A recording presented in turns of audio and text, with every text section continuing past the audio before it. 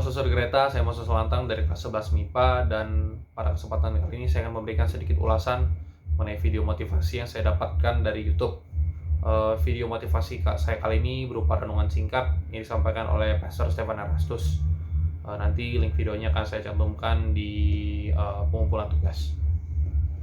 Pada kesempatan maksud saya pada video renungan tersebut,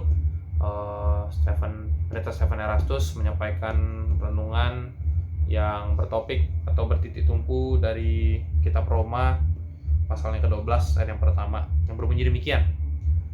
Karena itu, saudara-saudara, demi kemurahan Allah, aku menasihatkan kamu supaya kamu mempersembahkan tubuhmu sebagai persembahan yang hidup, yang kudus, dan yang berkenan kepada Allah. Itu adalah ibadahmu yang sejati.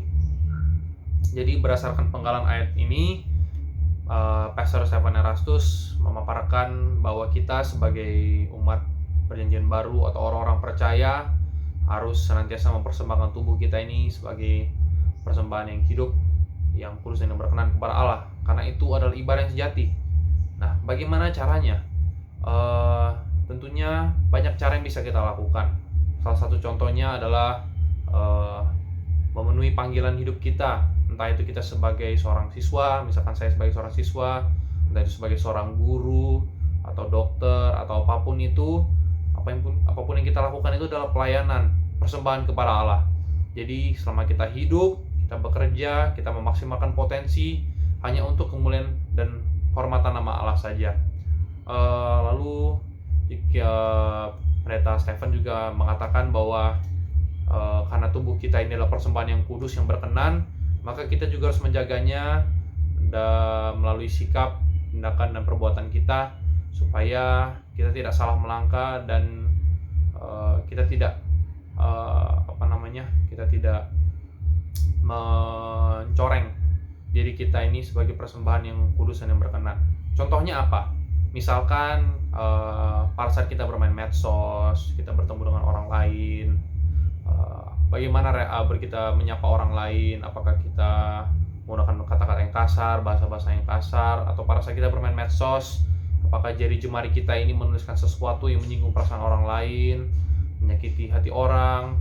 Mungkin juga kadang-kadang kita ini bermaksud untuk menyindir seseorang, dan yang konyolnya seseorang yang kita sindir itu tidak memberikan respon apa-apa, dan bahkan tidak melihat sindiran kita itu.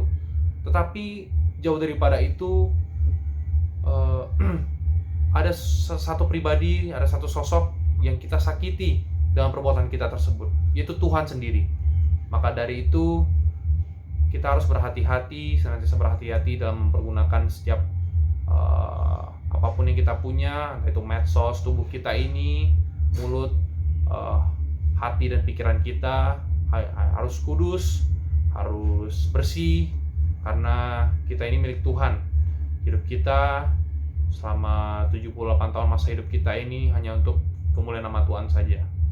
Jadi pesan yang saya dapat adalah saya harus bisa mempersembahkan hidup diri saya ini sebagai persembahan yang kudus, yang berkenan kepada Allah.